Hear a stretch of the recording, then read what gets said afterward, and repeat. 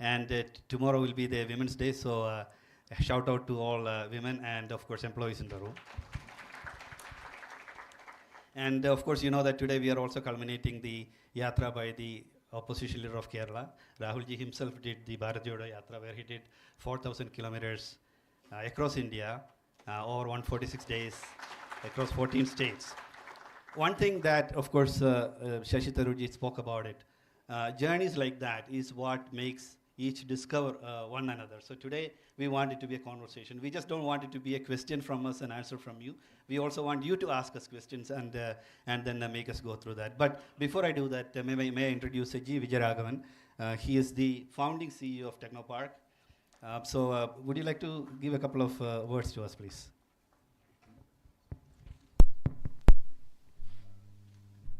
Good afternoon, and you hear me? Good afternoon, and thank you, Tony, for that opportunity. Just to say that I used to work with Keltron long ago, when the cameras were being set up at the racecourse road, and that's when I used to work with Keltron in the late 80s, and that's when the first cameras were being set up at racecourse road. And I had the opportunity to meet with your father at that time. Also, the CCTV ones. Pardon? The CCTV ones. The CCTV ones. So were all installed by Keltron. And then the first major computerization programs of which I was a part of. And then I had the opportunity to become one of the first employees in CDAC, where again we met and had the discussion with Mr. Pitroda and worked very closely with Mr. Pitroda, Dr. Bhatkar and others. In a way, Technopark, if you look at the articles of association of Technopark, is probably the same as of CDAC and CDOT at that time. And the objective was to create a new culture. And probably this is the first technology park, not probably, it is the first technology park in the country, but probably the first technology park which was set up for the purpose of economic development and job creation. Most of the others were with research and a focus. That is what made it different. And the interesting thing, when you walked into this building, you would have seen, and I jokingly say on the left, you have the left, which is Mr. Nayanar, who laid the foundation stone. And on the right, you have Mr. Narasimha Rao, Mr. Anthony, and Mr. Karnagaran, who came in for the inauguration. So it continued through multiple governments. Today, it is probably the single largest place for investments. If you look at the per square foot of investment in Kerala and foreign investment, employment generation, this is still the largest, probably not only in the state, probably in the country. Unfortunately, we have most of it done by government and very little of infrastructure done by the private sector, which is a big change that was there. So I had a few other questions, but Tony said no political questions. So I'm not going to ask political questions. I'll probably pass it on to one of them and they can pass it on to you, or if I can meet you later on briefly. Thank you. And Rahulji, I just wanted to ask you, if you were not a politician, if you were not in politics, would you have worked for a company? If so, would it have been a tech company? Or would you have started up something of your own as well? Well, you know, one definition and the one I'm best known by is a politician. I actually do many other things. So I find these definitions, oh, you're a politician, you're a technocrat, you're a techie, you're an engineer. I think these are very constricting definitions. But the answer to that, if I wasn't in working for a political organization, I would probably be doing some sort of entrepreneurship, probably in the aerospace world. I'm a pilot, so, and my father was a pilot, my uncle was a pilot, so we have that little strain. Very interesting. Yeah. We also have a space park now being built in Kerala, so hopefully we'll have some innovations coming there. We have a couple of questions that we have from the audience as well. So we have Vinod Subramaniam here. Actually, I think about it slightly differently. I think that you should be curious about everything, right? And actually, you should have an open mind towards pretty much everything. And that's when you can start to connect the dots, you know. Very interesting. And one of the things that when I speak to youth in the AI world, I say that there are only two characteristics that truly matter now. One is curiosity, and second is empathy. Because machines cannot think like us. So if the empathy is what makes us different than from the machines. So if you are curious and if you're empathetic, then the rest of the things not really And I would add one more, Please. which is persistence. Indeed. Thank you. If So- you can keep going, you know, and keep being positive, then that's also very powerful. Absolutely, indeed. So maybe can I ask Vinod one question, please? Yeah, Vinod is here. Good morning, Rahul ji. My name is Vinod Subramanian. I have about 20 plus years of IT experience, been working for multiple MNCs. My question is, as you rightly said in some of those videos, a lot of transformation is happening through AI for multiple industries. How would the skill set need to evolve, like especially to place a place like Kerala or anywhere in India for that matter? What is the change that you see need to be done from a professional community? As you might also see, this is also causing a lot of layoffs and other impacts as well. So how do we really absorb that, and how do we move forward from there? You know, we were sitting in the other room and we started talking and we immediately agreed on one thing.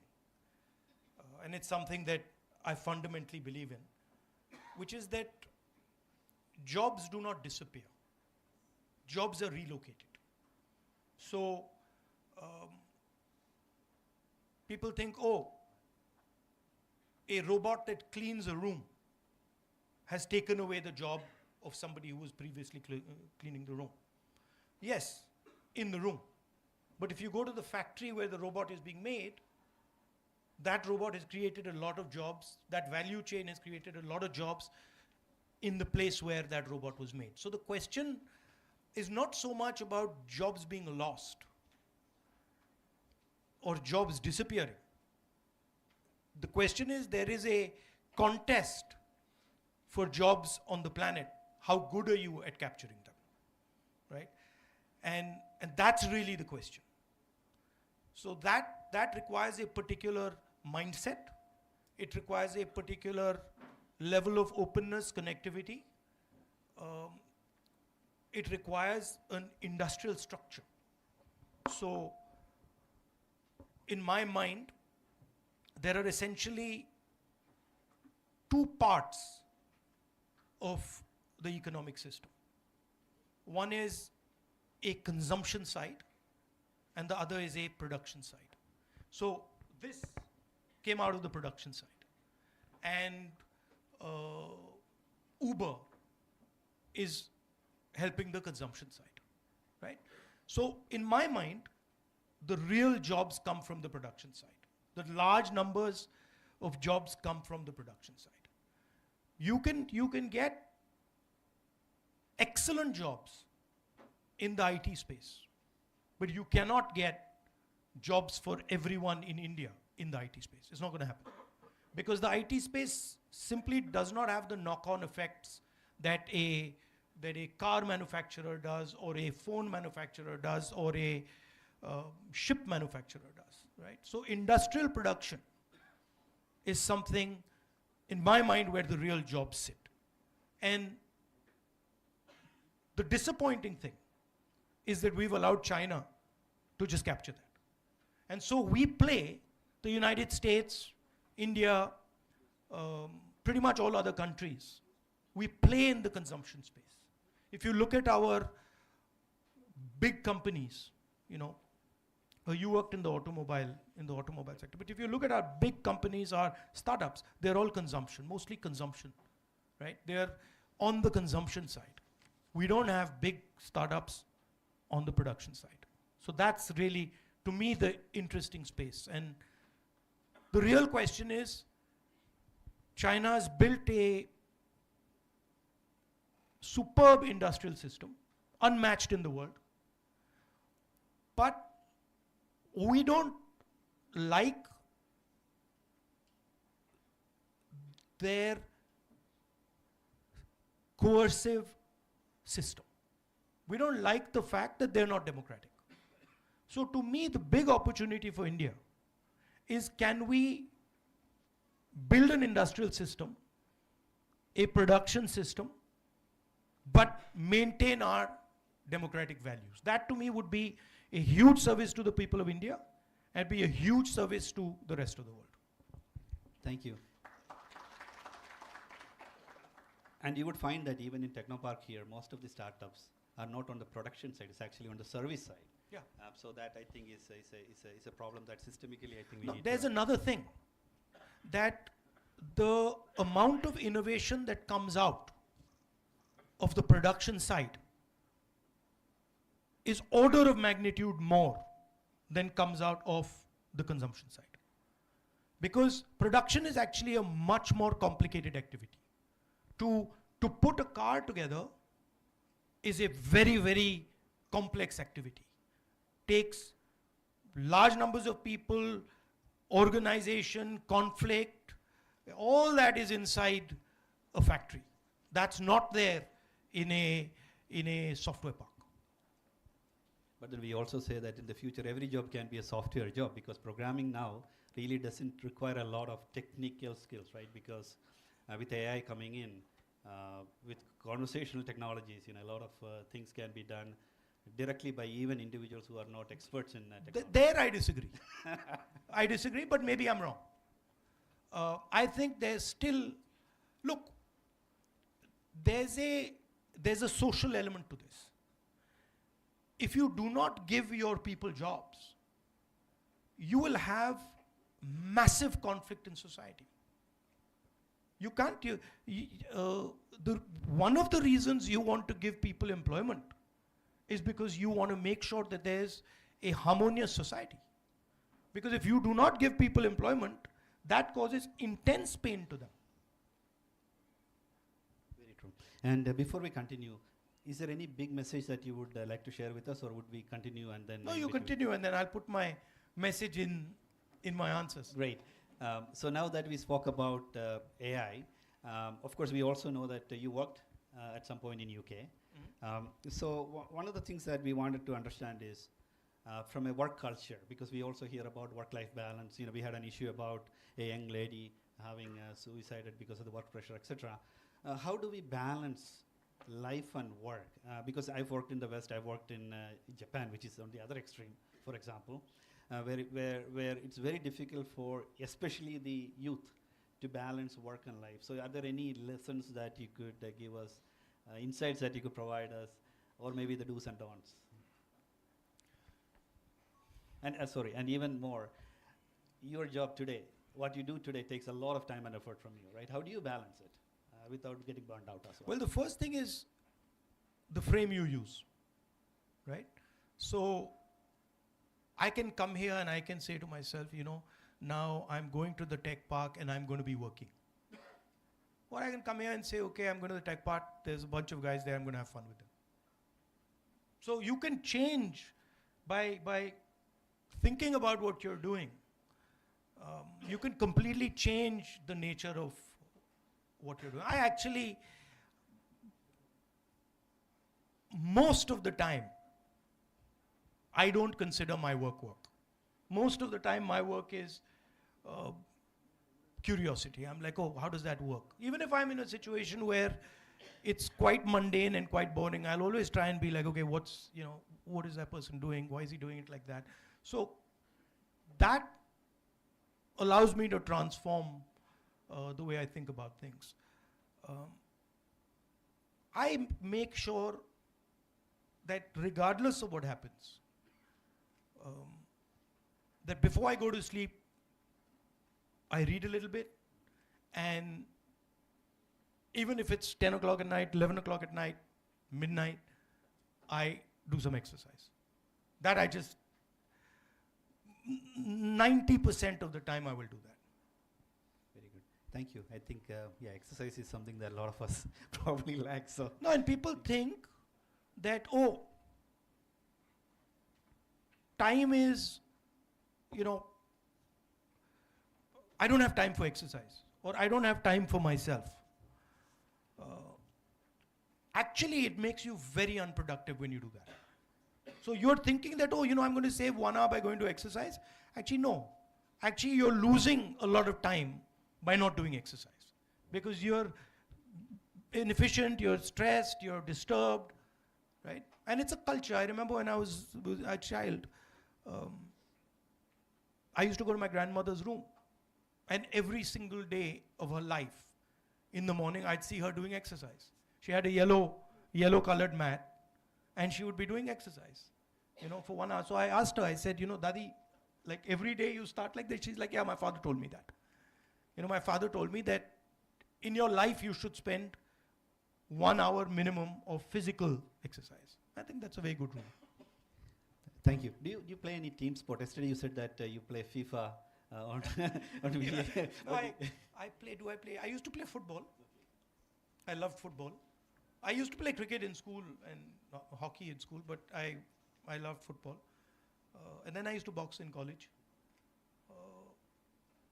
I used to do triathlons, running, swimming, cycling, and then now I do martial arts. I've always done martial arts. Yeah, now Now pickleball and paddle is becoming very, very popular around here. Yeah. So most of the places now you see that a lot of the team members are also playing that. We have a question from Deepa Nair.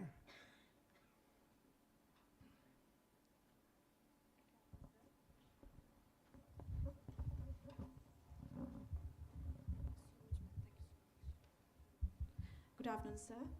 I'm Deepa. I'm working as an HR in IT industry for last 15 years. So it's a follow-up question what Vinod have already asked and aligned what already mentioned. We have to create jobs. That is something we have to do. So I would like to definitely know from you, like what better policies we can have so that we have more career opportunities for our youth within Kerala so that we have a better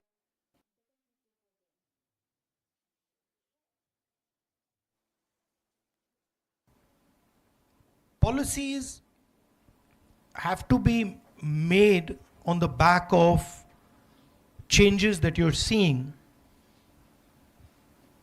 in the world, right? So, for example, 100 years ago, people saw that there's a movement towards the internal combustion engine, right? The internal combustion engine and petrol fundamentally shaped the last 100 years of the planet, right? If you were not part of that system, you were not part of modernity. You could not be, right? And our current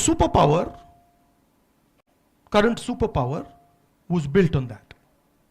So if you go into the details of how did America actually become powerful, or how did Britain before that actually become powerful, you find that they became powerful by controlling mobility. Right? The British controlled the steam engine and coal. They built a navy. They controlled the trade routes. And the Americans did the same with petrol. And now the single biggest change that is taking place is that idea is being challenged.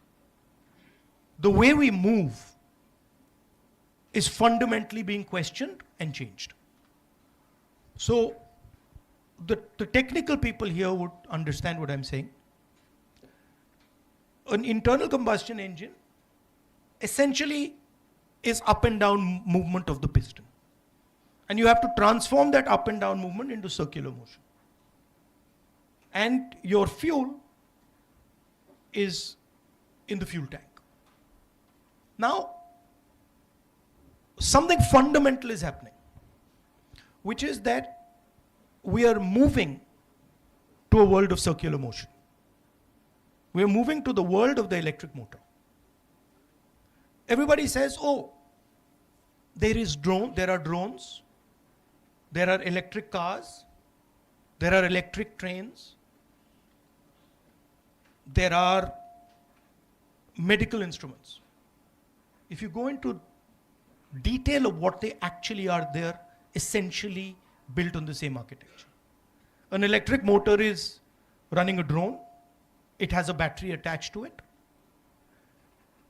A EV EV is essentially a number of electric motors with batteries attached to it. What you see in pretty much everywhere where things are moving, the electric motor is somewhere and a battery is somewhere. The only difference between this and a drone is electric motors. This has a battery, this has a camera, right?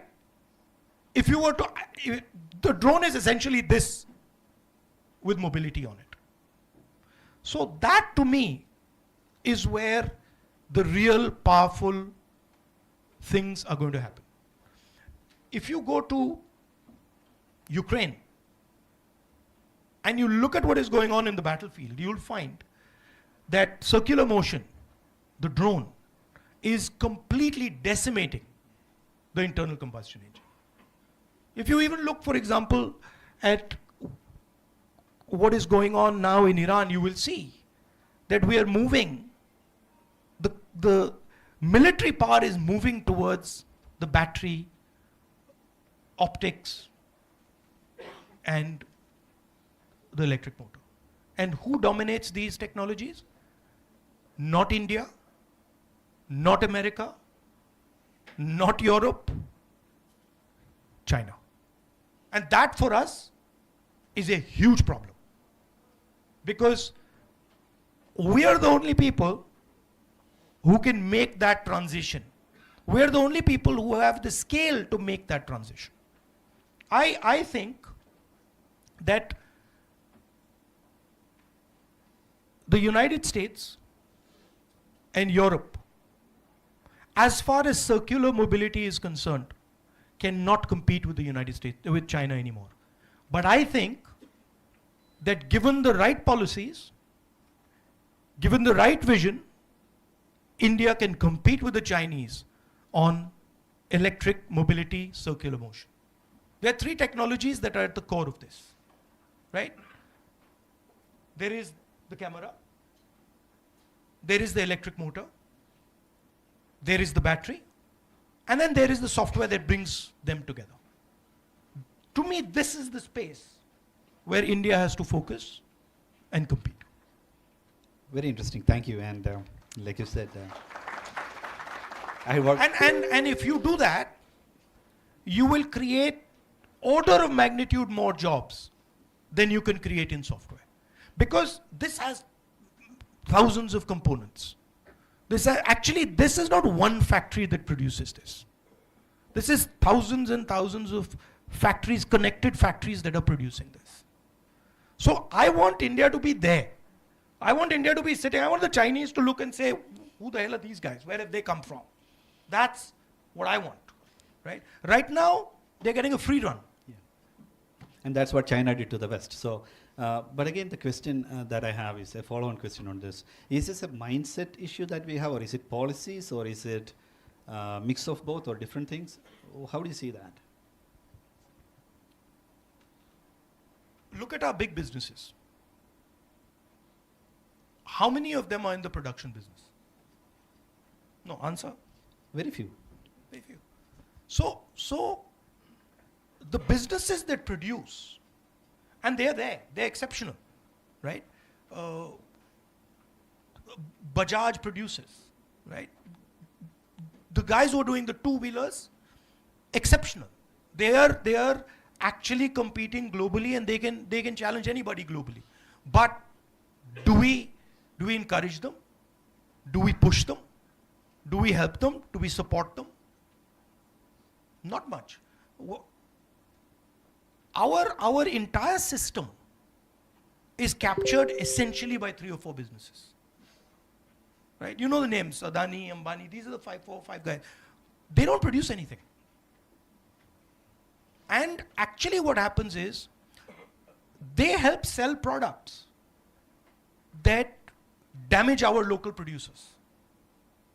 So you have to have an attitude of production. You go to and you've worked in a factory. You worked for Nissan. Who did you work for? Nissan, I work for GE. Yeah, he understands it. You work for Nissan. You walk into Nissan and you see a production culture, right? You walk into a Bajaj or even an Enfield, you see that culture. And that's really where the powerful, the large numbers of jobs are to be created. Thank you. And again, one more question. There's also a political, there's also a very strong political aspect to this. You take our GST, right? Our GST is designed to harm producers. Our GST basically kills producing states and helps consumer states. So there are fundamental things. You design a GST that kills off all your small and medium industry. Then afterwards you're saying, okay, but why are we not having any jobs? Right? So there are political actions that you take, things that you value, things that you protect, that allow this to happen. Thank you. Very helpful. Very interesting as well. Can we switch? I'll give you an example that really struck me just a couple of weeks back. I went to Germany, and I'm very interested in drones. So I told them, listen, I want to see, your cutting edge drone manufacturers. And so they were like, yeah. And so we went to see a cutting edge drone manufacturer. Did a fantastic presentation. They're operating in Ukraine. And then after their presentation, I said to them, can I ask you a question? I'm very impressed by what you're doing. And they're like, yes. I said, what percentage of your motors and what percentage of your batteries come from China? Pin drop silence. Right? Now, I was thinking, well, why not India? Why can't the answer to that question be India? Right? And you can see it. You can see, for example, I went to BMW. BMW is essentially drowning because they cannot take on they cannot even conceptually understand the transition that is taking place to circular motion. And I really don't expect them to be able to challenge the Chinese. But I'm very confident that aligned properly, an Indian company can take on the Chinese. I have no doubt about it. But for that, we got to start, we got to start killing some lies that we tell ourselves. If we don't stop lying to ourselves, it's not going to happen. People don't like that. People don't like it, but it's the truth. Thank you. That was very, very helpful. And I fully like the simplicity that you talked about, right? Which is battery power, a computer, a camera, and then, the circular motion. How you tie My it all father, together. I remember, I was a kid. So you have to understand where I'm coming from. I was 12, not even, I was 12 years old. And one day my father said, listen, Rahul, there's a presentation you have to come to.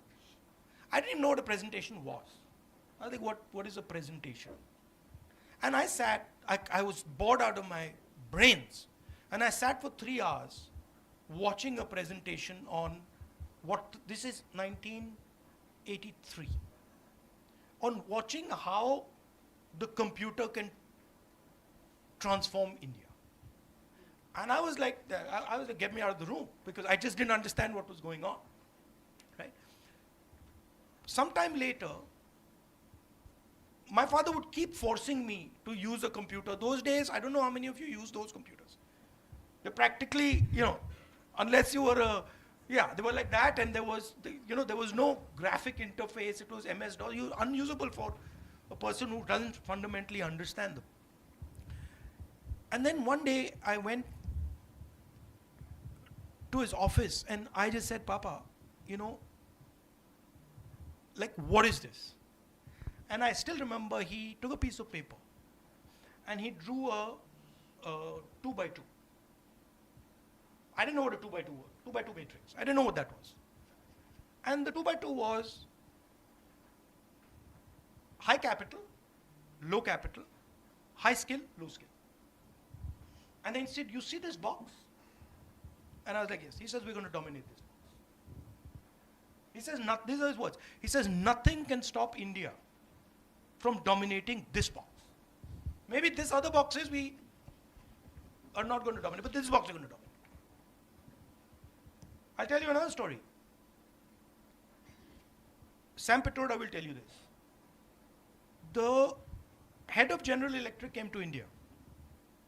And my father had a chat with him about building software in India. And he went out of the room and said, the man is crazy. He said, the man is crazy. How can we build software in India?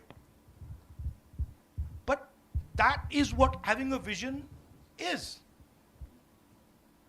That's what it means.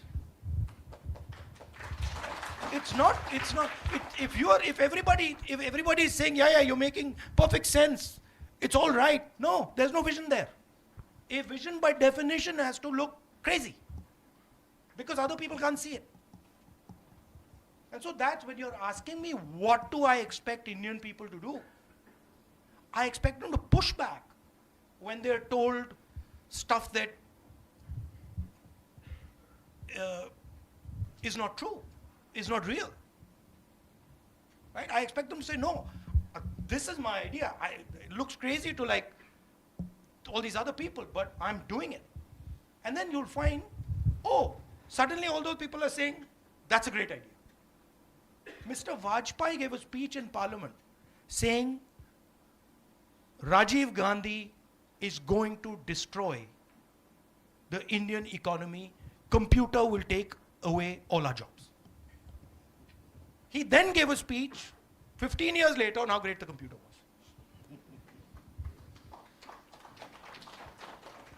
So that's what I expect from Indian people. You're seeing that there's a complete transformation taking place. It's an exciting thing. You're the people who can pull it off. But you got to be able to see what actually is happening. Very interesting. By the way, I worked for GE as well, General Electric as well. I was a CIO there. And so I know the story about Jack Welch coming in and setting it up in Bangalore. And a large portion of the IPs that GE has today comes from Bangalore. Right. So, of course, fully agree with that. We have to value what we have. I keep saying it, we are sitting on the most valuable resource on the planet. If you came 100 years ago to India, right, we didn't have this resource. The connectivity was not there for this resource. Everybody used to say, oh, population is the problem. Well, that's quite interesting because our population is what has given us data, right? This conversation is data. Who owns this conversation? Who owns this conversation? The cloud. No. This conversation cannot be transmitted without YouTube. So YouTube owns this conversation.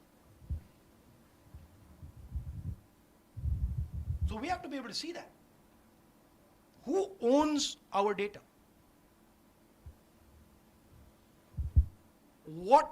How are we going to strategically use our data? That's really the question. You're engineers, you're technical people. Can you run a petrol engine without petrol? Is it possible? No, answer? No. Can you run AI without data? Is it possible? So, we keep talking about AI, but we have the data. Can anyone build AI without large-scale data? Not possible. Who has the biggest, largest data pile in the world? And I'm not just talking conversations, Uber drives. I'm talking genetic information. I'm talking medical information. Do you realize the value of the data of our medical information, of our genetic information? Entire medicine of the future is going to be built on it. So those are the hard questions. We have an AI summit. We don't have a data summit. Nobody is saying, listen, it's literally like Saudi Arabia turning around and having a summit on the petrol engine. It's like that. And then nobody in Saudi Arabia is saying, listen guys, we got the biggest oil reserves in the world. Please understand what has happened. The US deal that has been signed by the Indian government is essentially handing over our data to the United States. Nobody said, except me, nobody said a word. It's mind-blowing. You imagine if you went to, Russia, and Russia handed over their entire oil supply to the United States, what would happen? People were shouting and screaming. Not a peep in India. It's quite surprising to me.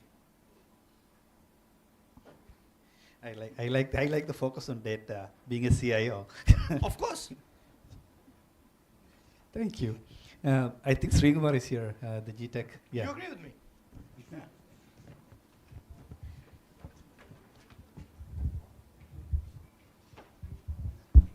Very good morning, Rahulji. Welcome to Thiruvananthapuram. I just wanted to touch upon the topic of data right now with AI, with innovations, with technology, the buzzwords now. How do we in India balance ourselves from government, from policies, from restrictions, from regulations, and from all sorts of governance? How do we regulate and how do we balance between the innovations that are happening in technology to the data protection and citizens' digital rights? Now, that's an area where data pilferage, data is going to be very important. Data is the most powerful resource in the world. So, how do we balance between the innovations that are happening? That is the. You said, I'm a politician. That's one of the central questions that the politics of India should be discussing. That this is our biggest resource. How are we going to utilize it? What is its nature? Who has access to it? At what cost do they have access to it? These are the questions actually the political system should be discussing. Not whether, what we should eat and what we should drink and whether cow urine is good for you. Yeah. Right? So it is actually it's a democratic exercise. It's a listening exercise. Because really nobody has the answer. If I tell you, listen, this is how you should use the data, that's nonsense. But it is a conversation. It's a conversation with our businesses, with our people, with the multinationals of the world, with the Americans. It's a conversation. Right? And it is the most powerful conversation India can have. I mean, if in that deal, India turned around and said, listen, this is all fine, but our data is the most valuable data in the world, I can guarantee you there'd be no taxes in agriculture, there'd be no taxes in small and medium business, there'd be none of that. You have to, when you're negotiating, and you all are negotiators, you got to know what you got. If suddenly Saudi Arabia goes and negotiates and has forgotten that it has oil, what the hell are they doing?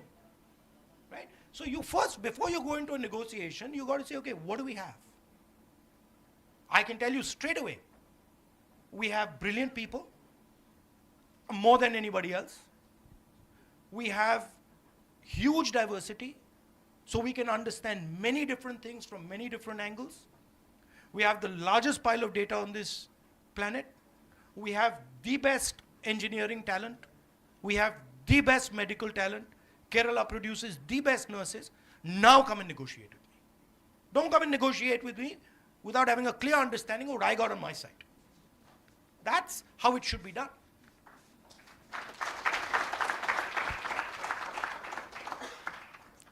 Thank you.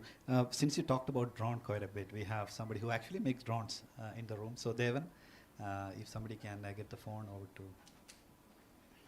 That's right there. Could you give us a little bit about how do you, also on the data side as well, right? How do you capture the data and what do you do with the data as well? No, tell me and answer me another question. Sure. What do people like me need to do for you to compete with DJI successfully? Answer me that question. Sir, I am proud to say with next 3 years, we will be competing the DJI. Because 80% of the components right now we are developing in-house in Kochi. Maybe our rest of the R&D is finishing in 3 years. So right now in So you make your own motors? Yes, own motors. But sir, What the type of fact motors is you make? BLDC motors. And the fact is we depending upon brushless and duct fan also. And we depending on the infrastructure of Hitachi, other corporate infrastructure for developing that motors. What size drones do you make?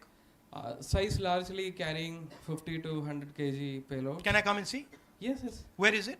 Kochi, sir. Okay. Here itself? Yeah. Cochin. Kochi. Cochin, sorry. I also bring some of our product to showcase to you. But you have something here? Yes. In my car. Yes. Oh, you have it here. You brought it here? Yes, yes. Okay. Okay. Happy to showcase you, sir. Okay. No, sorry, you were asking. No. We just want to also, no, please. It's your floor. But no, we also want to see because you're working on the agriculture. But field as well. I'm gonna call you on that. Yeah. 3 years from now, I'm coming and seeing that you've knocked down DJI. You're not getting away simple, right? Yes, I'm sure, bro. No, Yeah, I'm coming. he I'm got it. coming 3 years to see. We'll note it down. Thanks, Devan. Unless you wanted to add something about the agriculture use cases and data or something that you think is relevant. Yeah, sir. Actually, we are 5 years old company. So myself, Devan Chandrasekharan, I'm the founder of Fuselage Innovations, and we are the national startup day. We are the one of the national startup awardee from Honorable. How many people? 43 total. 43 people working. Yes, 43 people working. All are from Kerala. And you designed them yourself? Yes. Quadcopters? Yeah, quadcopter. And for marine innovation also we are working for handling the heavy payloads in marine through cranes, Right. lifting the heavy payload on an average 10 tons.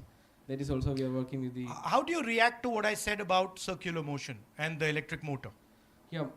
electric motor. Actually, we are in-house around from 70 kV motors. So we are No, I mean, I was saying that we are seeing a revolution in circular motion. Okay. That we are going from the petrol engine to the electric motor.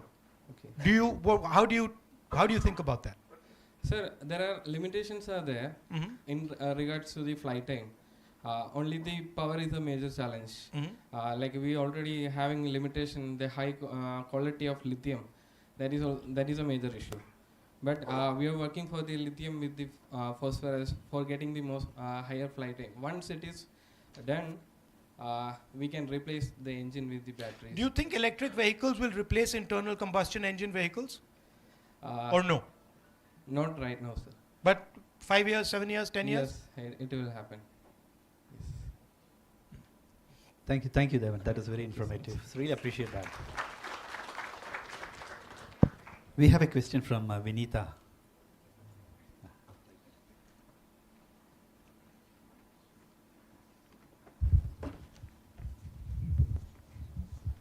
Hello, Rahulji. Wonderful to see you here in Trivandrum. I'm Vinita, part of startup ecosystem in Kerala. My question is that we did speak a lot about some of the best talents available in Kerala and in India, but a lot of STEM drain does really happen. It is a fact. And over a period of time, we've tried probably to make them stay through developing our startup ecosystem, but even then, we still have those challenges being seen. Like, we're still a consumer state, and the production is absolutely not happening, just like you said. How do you think, some of these challenges can be overcome over a period of time? I think it's an attitude.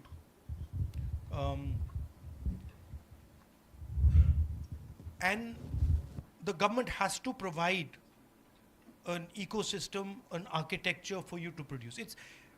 It's much, the government doesn't have to provide you as much support in software as it has to provide you in production. That's a much more difficult, complicated thing to manage. So government has to understand these things. Government has to have a strategy on these things. Government has to know, or at least guess, where things are going to move. You know, the reason I was telling you about that conversation with my father was because he understood that things are moving there. Software is going to give us that quadrant on that piece of paper. So the government has to have that type of a sense that, listen, this is where we are going, right? And directionally, we need to be aware. I'll tell you a story. You know, my friend here, who makes drones, I'll tell you a story that just will explain to you how government behaves when it comes to these things. You know, I think it was about maybe 2015-16, SPG director called me and said, you know, I want to speak to you. So I said, please come. So he came, and I thought to myself that, you know, let me like show this guy something. So I used to fly and I used to make drones. So I had a drone, and I called him and I flew it in my garden. And he was watching that thing. And I said, you know, don't you think this is going to be a huge security problem for you? That, you know, and I did it as a joke. You know what happened 3 days later? Not 3 days, a few days later, drones were banned across the country. No, please understand the power. That one guy who just happens to be security can explode the entire industry in a second. Right? So that type of stuff, you simply cannot, I mean, if you're operating like that some one bureaucrat can suddenly turn around and just blow entire industries to pieces, then you can never do that. So people have to understand that, boss, this is not just a security issue. This is a billions of dollar industry. And fine, it's a security problem, but we got to deal with the security problem. We don't kill the goose. Right? So government has to allow these conversations. Now, government frankly doesn't understand what you understand. So the conversation has to be with you, not with some government bureaucrats who are just talking to each other. It's got to be strategic. It's got to be give and take. We'll give you this, but we want this. Right? So, and you've got to think about it on large scale changes. So if you're thinking that there is going to be a fundamental change in the way we're going to move, that's an interesting place to be. If you're thinking there's going to be a fundamental change in the way medicine works, that's an interesting place to be. Right? So, and then you make 3 or 4 bets and you say, we're going to bet on this. And then maybe 1 will not work, or 2 will not work, 1 will work. IT worked. Other bets at that time didn't actually work.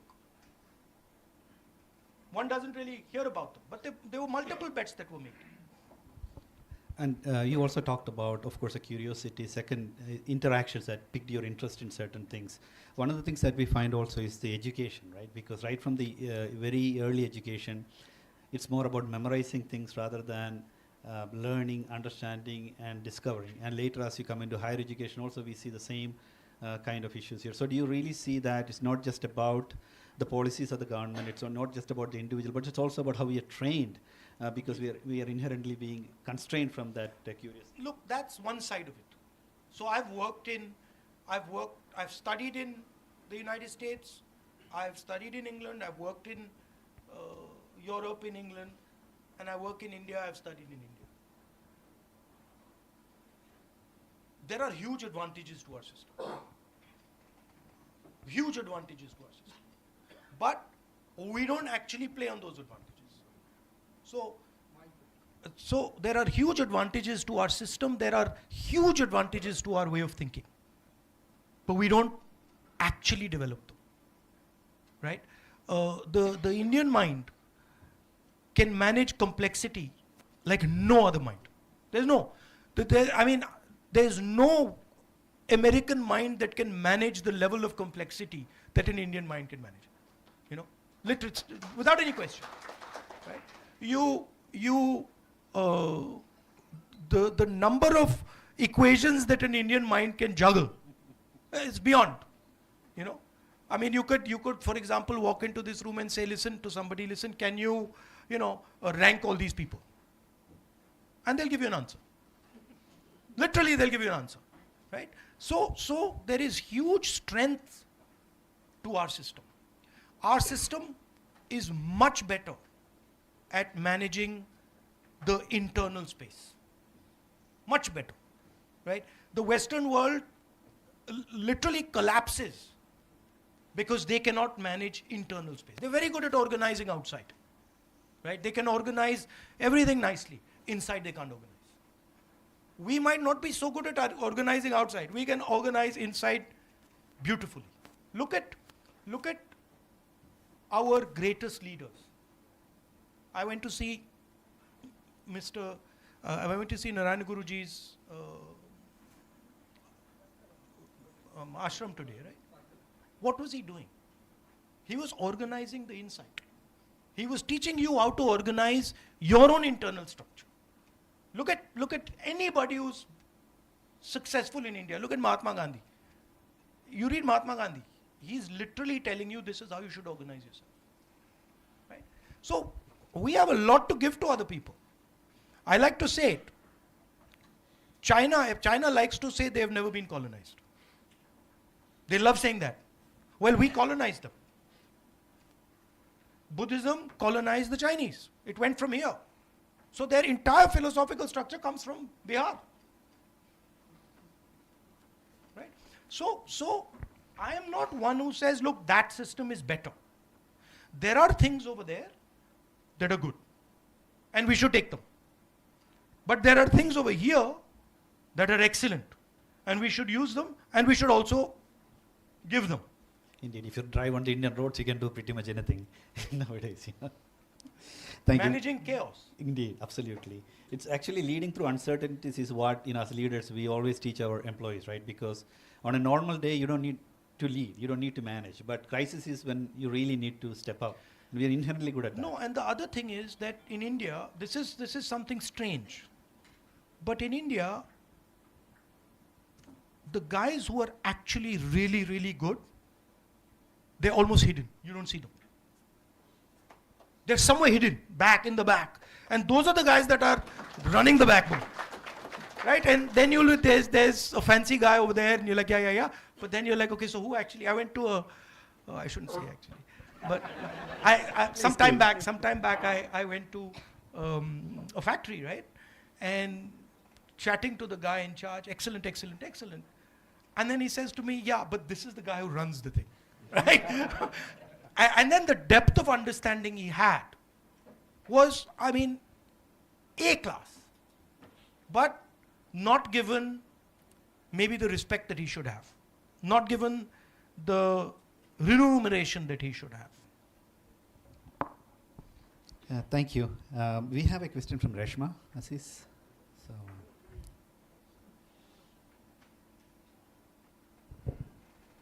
Hi Rahulji, I'm Reshma Aziz. I'm having 16 years experience in the IT industry.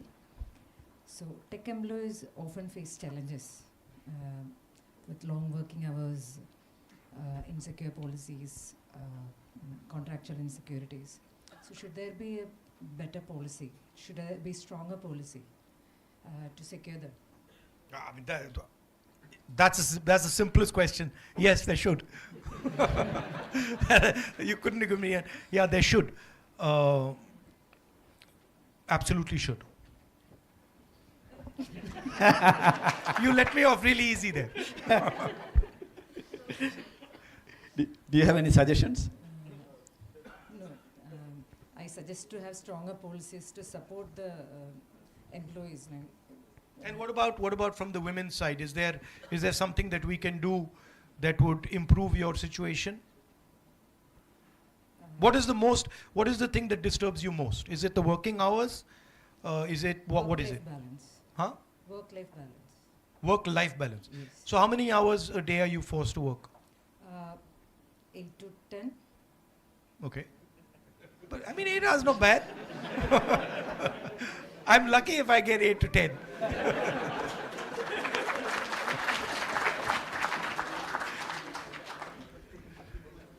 So there are a lot of employees working for long hours. Yeah. So work-life balance is one of the things. And what do you do in your non-work time? Like, how do you spend your non-work time? So Do you have like a hobby? Do you have children? How do you do that? yeah, I have a company of my own. I'll work in that, then I'll manage the family. And what does the company do? We are into contract staffing, business. Okay, software contract staffing. And what's the most difficult part of your job? I love all the part of my job. Okay. There's nothing difficult for me, but it is difficult to manage the family and job. That is where I find a challenge sometimes.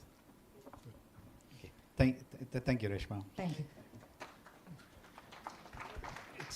It's actually quite interesting, and I think you already answered that earlier, right? If you enjoy your job, then a lot of the times, it really doesn't look like something that is stressing you out, right? But it's about how you manage your time, prioritization, and small tricks like that. So if you've seen some of that as well.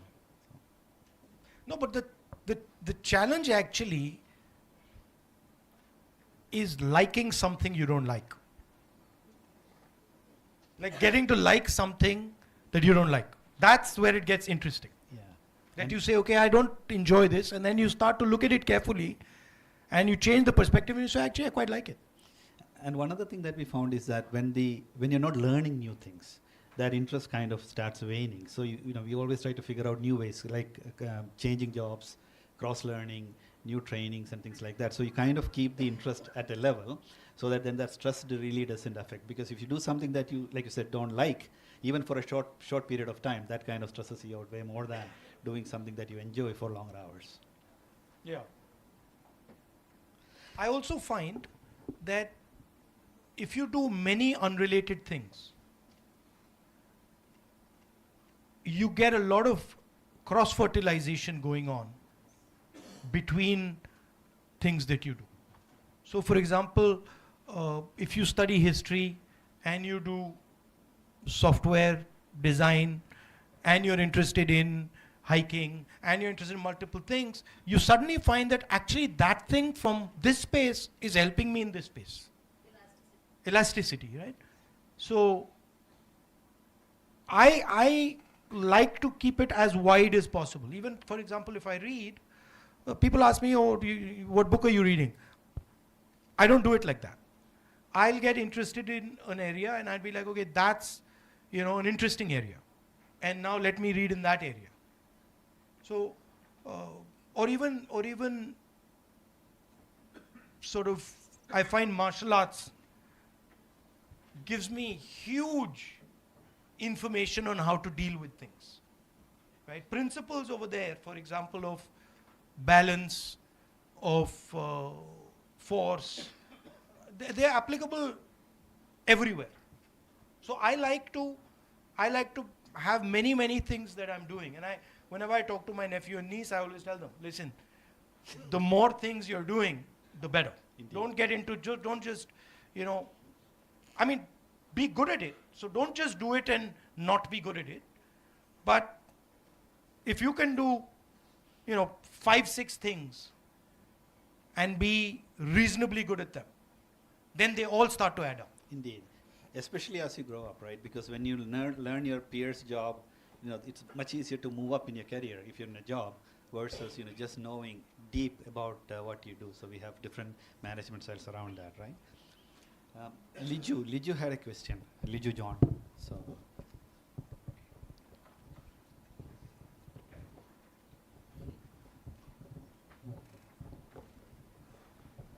Hi Rahulji. Hello. Good afternoon. My name is Liju. So my question is a little bit apart from the tech world. So we have seen you have ride KTM Duke, Royal Enfield.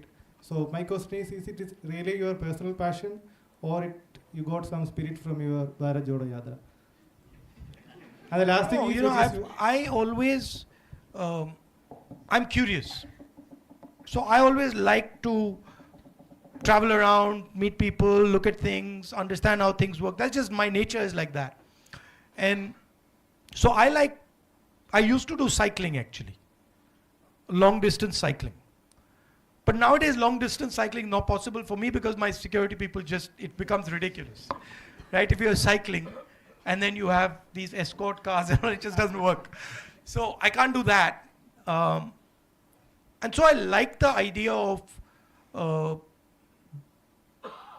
two wheels. And I don't really care what bike I'm riding. I like the sense of riding a two-wheeler. I'm perfectly happy riding, a scooter in some situations or a motorcycle in other situations. If you're asking me what motorcycle I think is good, that was my last question. Do you get a high on a specific? No, I don't get into high. The high is when you're 25. At my age, at my age, high kills you on a motorcycle. So I don't do the high thing. I quite like the KTM. That was my last question. Which one you prefer to ride that? I like the KTM, but I prefer the KTM to the Enfield. Let's put it like that. Okay. I have an Enfield. My son has a KTM, so we have this argument at home all the time. So I think he won out. There's a good 450 BMW that is coming out. I think that will be a good bike, but it's expensive. That reminds me. I know that you were in Germany with BMW, etc. Of course, all these things are changing, right? Even with AI coming in, new technologies coming in. Have you ever ridden an autonomous car? Have you been in a car without a driver? No, but I have a remote control car.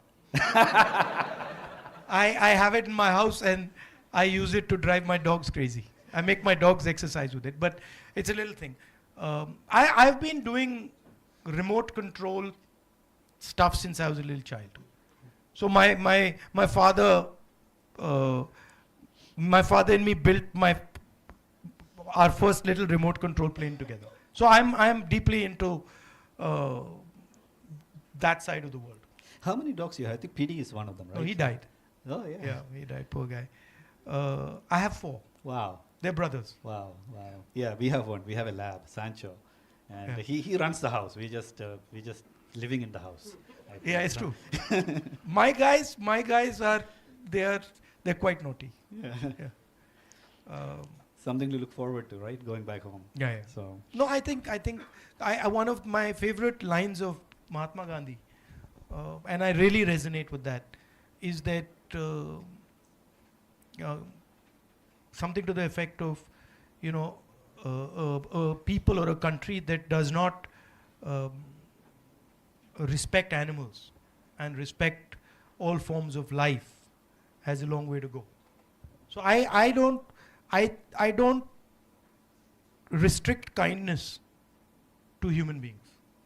I think one should be kind and gentle to all beings. So that in fact, as I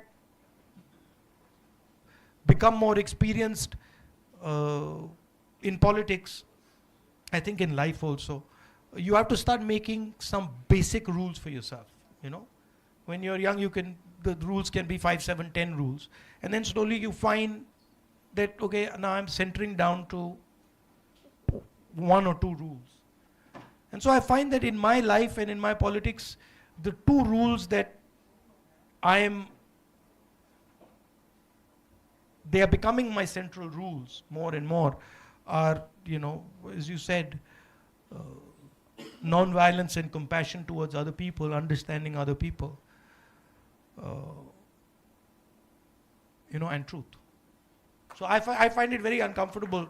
In my job, I was told when I started, and many of my politician friends used to come and tell me that, listen, truth and politics don't go together. I was always told that. I've heard that too. And I am out to prove that it does. I hope you win. I hope you're successful. No, it doesn't. I mean, it doesn't matter. It's a framework I use, and it works for me fantastically. I mean, it literally works for me in ways that I never ever imagined. One thing that again I find politics in India is we tend to put people in boxes, stereotypes, and then we don't really think across lines on ideas and thoughts, right? It's about who said it versus what is being said. It's quite a bit of that I find quite In India, one of the weaknesses of our system is that we box everybody, right? We love to create, oh, she's a woman, oh, he's so and so, oh, and we like to create that box. But people are not in boxes. People are, I mean, you cannot fit a person into a box. So, I know we are running out of time.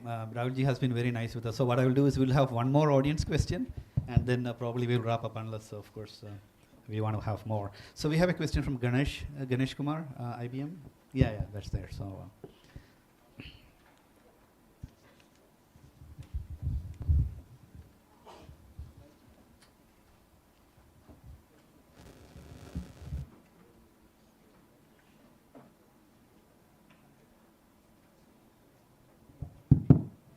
Good afternoon, Rahulji.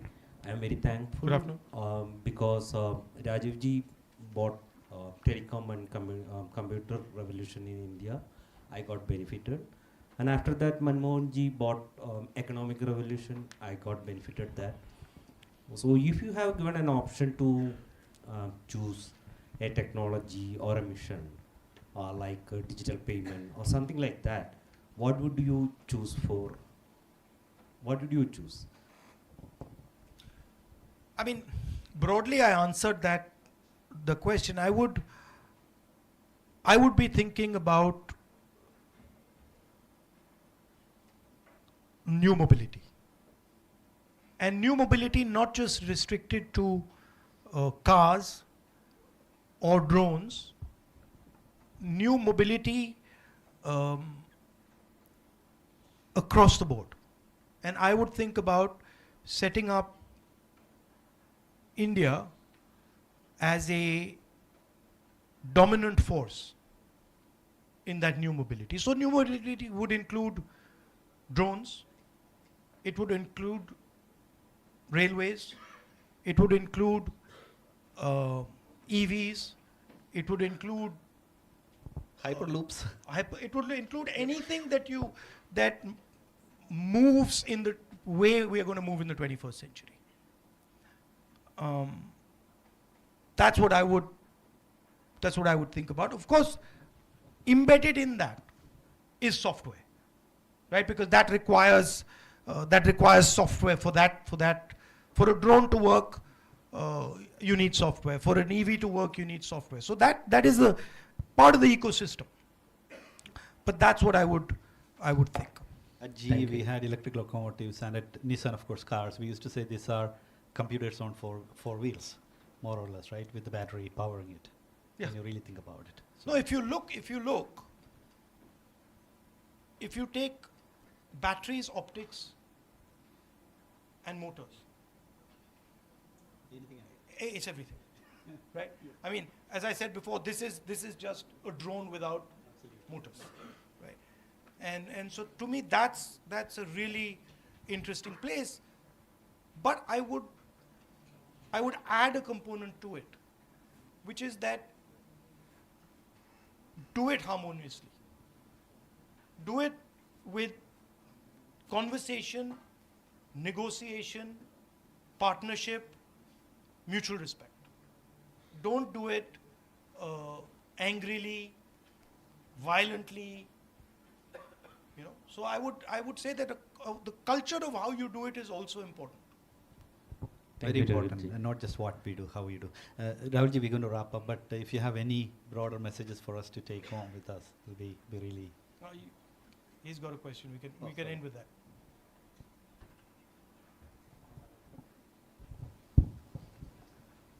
afternoon, Rahulji. My name is Pius Verghese. I have a question. We have got independence in the year 1947. Today we are in 2026. It's almost 80 years. So most of the politicians, BJP, Congress, many came over and ruled the country. And but even today, we are talking about freebies. All political parties, they are talking about freebies. I will give you 2,000 rupees. You survive with that. I will give you a few kilos of sugar. I will give you rice. When India become a developed country, this is not economic development. Even after 80 years, if you are talking about giving freebies to the people in India, it means we made them poor, poor, poor. It's not economic development. So when India will become an economically developed country. What about freebies to Mr. Adani? No, you want to discuss? You want to discuss? Let's discuss. Right? What about freebies to Mr. Adani? What about freebies to Mr. Ambani? What about all the huge amount of land that is given to them? Why don't we discuss that? If we are ready to stop those freebies, we'll stop these freebies. So please realize that the freebies that you're talking about are a reaction, right? People are saying, listen, 16 lakh crore rupees have been forgiven for Mr. Ambani and Adani, right? Now, it's interesting that you raise it. You see the freebie when a poor person is requesting it. And that poor person needs the freebie. But you don't see the freebie. You don't see the freebie when Mr. Adani gets it. Like your question wasn't, when are we going to stop the freebies to Mr. Adani and Mr. Ambani?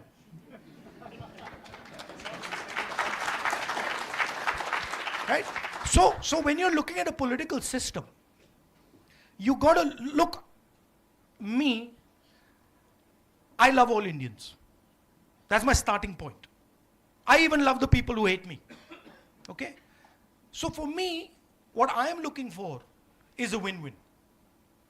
Now, if we're going to have a conversation about freebies, then let's not have a conversation about only one side of the equation. Right? And let's not try and paint it as if there's only one side of the equation that's getting the freebies. Because that's not true. The amount of freebies that Mr. Adani and Mr. Ambani and 5-7 of our big businesses get is order of magnitude. Order of magnitude. Not 10 times, not 50 times, not 100 times, thousands of times what our poor people get. That's a fact. And nobody can get away from it. Right? So, I'm more than happy to remove all freebies from poor people. But then you got to remove all freebies from the likes of Mr. Adani and Mr. Ambani. Thank you for your question. Thank you for the question. And on that note, Rahulji, shall we sum up? And yeah, I just want to conclude. First of all, I need to conclude because we've got to. First of all,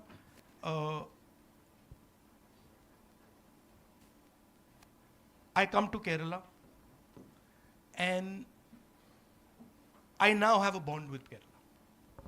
It is not a. Kerala loves you too. No, I'm serious. See, you don't understand the depth of it. I'll tell you why. And I feel this, right? Because when I was under vicious attack, the most vicious, unfair attack, Kerala embraced me. That I'm not going to forget. I cannot forget ever. Many people embraced me, but Kerala embraced me. Right? So, that's the first thing. The second thing is that I've learned a lot from you. I've learned about respecting people, about respecting other cultures, about being affectionate to people, about even how you do your politics, how you run your hospitals, how you do even your political meetings. I've learned a lot from you. So I have a debt of gratitude towards you. I'm a debtor to the people of Kerala. Okay? And so for me, I'm not partial to one Keralite or another Keralite. For me, all Keralites are the same. And I'm interested in being your partner, in helping you achieve whatever you choose to achieve. It's your journey, these are your decisions, but I would like you to know that I'm there to work with you, to help you in whatever way I can. Finally, your history, your tradition, your giants like Narayana Guruji are guides. In our culture, a guru is given a exalted place. They're national gurus. They teach our country the direction in which we should be going. Their ideas, of course, are embedded in our constitution and are embedded in our democracy, but they are like lighthouses that, this is where we should be going. And that, when I speak of a Narayana Guru, he is actually a person, but he reflects the spirit of Kerala. He only became Narayana Guru because he reflected the spirit of the people. The rebellious spirit. Yeah. And he only became what he became because he expressed your spirit. And I want that the people of Kerala, young, old, male, female, poor, rich, always express freely and openly the spirit of Kerala. Thank you very much. I really appreciate Thank you for inviting me here. It's an honor and a pleasure. I had a very nice time. Thank you all for coming and having this conversation. Ranjit, would you come over and present a memento to Rahulji, please?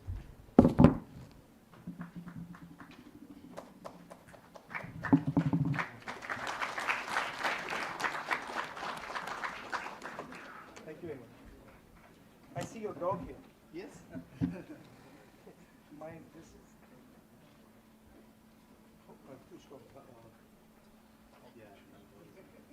Let me show you my dog.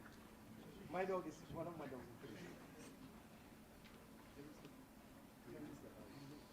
I have... My wife wouldn't agree to have one more. She says... No, they're brothers.